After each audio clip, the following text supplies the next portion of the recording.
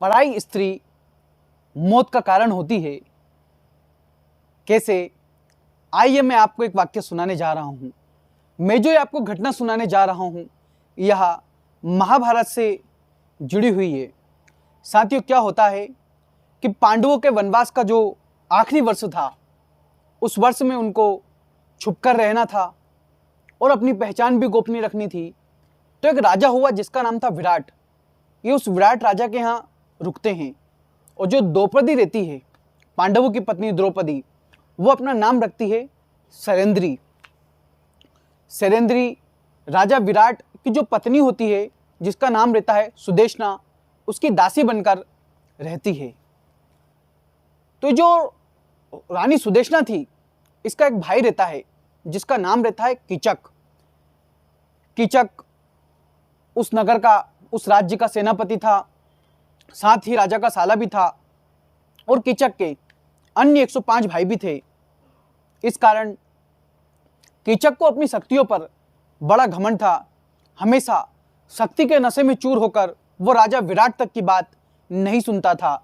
जो उसके मन में आती थी वो करता था। एक दिन क्या हुआ, सुबह सुबह की बात होगी। कीचक किसी काम से रानी सुदेशना के महल में गया। वो जैसे ही रानी सुदेशना के महल में गया, उसने द्रौपदी, जो कि उसकी दासी थी, उसको देख लिया। और द्रौपदी की सुंदरता को देखकर जो एक कीचक था, इसका मन द्रौपदी के ऊपर आ गया। इसके मन में काम वासना जग गई। अब इसने अपने मन की बात अपनी बहन सुदेशना को भी बताई। तो सुदेशना ने जबरदस्ती द्रौपदी को कहा, बहला फुसला करके जाओ, कीचक की सेवा करो। लेकिन द्रौपदी ने कहा, नहीं, मैं पतिव्रता हूं। लेकिन सुदेशना नहीं मानी। जबरदस्ती किसी काम से कुछ चीज लाने के लिए कीचक के महल में द्रौपदी को भेज दिया। द्रौपदी गई। ये साला कीचक पहले से ही नजर गड़ाए, ताक लगाए बैठा हुआ था। इसने द्रौपदी को जकड़ने की कोशिश की, लेकिन जैसे तैसे झटका देकर द्रौपदी भागकर राजा विराट के दरबार में आई। राजा विराट बेचारा बेबस, अपने साले के सामने कुछ नहीं कर सकता। तो ये कीचक ने क्या किया, द्रौपदी के बाल जकड़ लिए और ये दुष्ट, और इसकी शक्तियां और बढ़ गई। अब ये और दुष्टता करने लगा। अब द्रौपदी परेशान हो गई।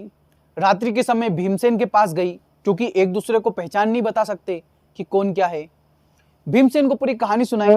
तो भीमसेन ने कहा कि एक काम करना, अगले दिन अच्छे से बात करना और इसको जो नाट्य गृह है राज्य का, जिसमें सारी नर्तंगनाएं नाचती है, वहां पर शाम को लेके आना।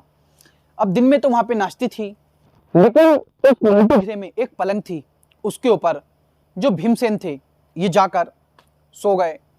द्रौपदी ने बढ़िया दिन भर बात करी और कहा कि आना, शाम को मिलेंगे वही नाट्य गृह में। तो हुआ भी कुछ ऐसा ही।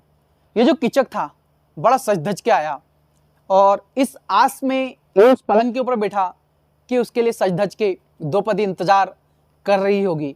लेकिन हुआ कुछ उल्टा। भीमसेन पहले से ताक लगाए बैठा था। जैसे ही कीचक उस पलंग के ऊपर बैठा, भीमसेन ने अपनी बाहों में जकड़ लिया और चढ़ गए, गर्दन दबा दी, इतनी जोर से हाथ पैर दबाए कि उसके हाथ अंदर डाल दिए, पैर मोड़ दिया।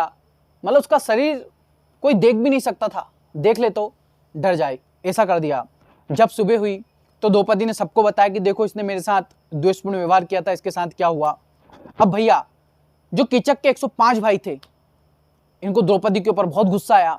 ये द्रौपदी को पकड़ के इसके साथ साथ शमशान में लेके जाने लगे कि इसको भी जलाएंगे, इसी की वजह से हमारे भाई के साथ ये हुआ है।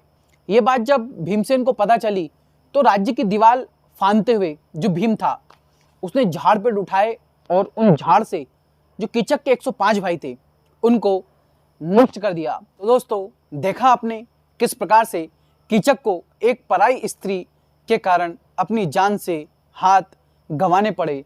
इस प्रकार से हम लोगों को चाहिए कि जिस स्त्री के साथ हमारा विवाह हो, जो स्त्री हमारी पत्नी हो, उसी का संग पाकर अपना जीवन व्यतीत करें। पराई स्त्री के चक्कर में अपना जीवन बर्बाद ना करें, अपने परिवार को बर्बाद ना करें और अपना जो ये लोक है इसको भी बेकार ना करे। क्योंकि कोई देखे या ना देखे, ईश्वर देख रहा है, उसके सीसीटीवी 24 घंटे चालू है। आशा करता हूँ यह वीडियो आपको पसंद आया होगा। यदि यह वीडियो आपको अच्छा लगा तो हमारे चैनल को सब्सक्राइब करना, वीडियो को लाइक करना और कमेंट बॉक्स में जय श्री महाकाल लिखना।